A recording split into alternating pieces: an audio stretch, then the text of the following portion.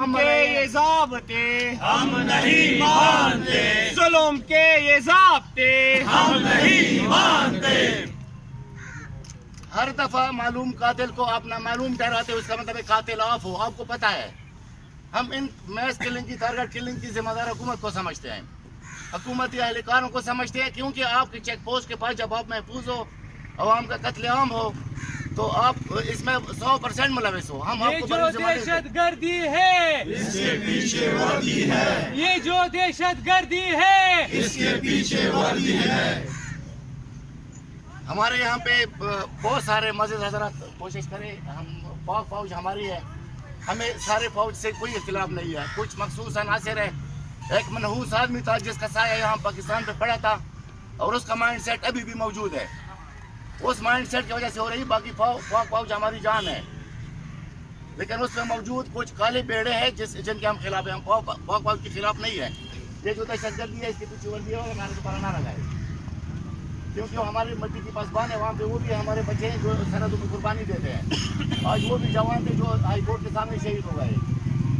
ہمارے یہاں پہ بہت سارے مشران موجود ہیں، معززین موجود ہیں۔ میں سب سے پہلے، ہمارے مہمان تو نہیں ہے، ہمارے بھائی ہے، قبائلی جرگے کا اور اس علاقے کا گرینڈ جرگے کا مشر بھی ہے، اور سابق ایم این اے کا امیدوار بھی تھا، آغا حسینی کو ریکویسٹ کروں گا کہ وہ مظاہرے سے خطاب کرے۔ کہ یہ پھیل رہا ہے بلکہ کم نہیں ہو رہا۔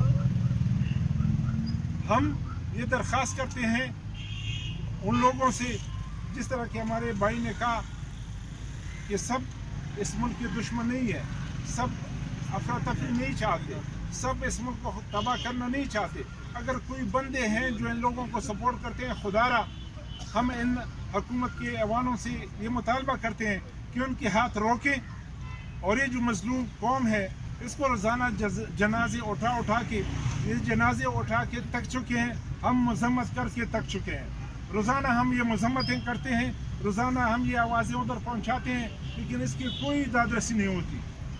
خدا کے لیے اب اس کے بعد جب حالات کنٹرول سے باہر ہو جائیں، یہ لوگوں کے ہاتھوں سے باہر ہو جائیں، لیکن میرے پھر بھی درخواست ہے کہ آپ امن کا دامن نہ چھوڑیں، آپس میں اتفاق قائم رکھیں، اور متحدہ طور پہ ان دشمنوں کے خلاف اکٹھے ہو کے، شیعہ سنی کے خلاف اکٹھے ہو کے اور مقابلہ کریں۔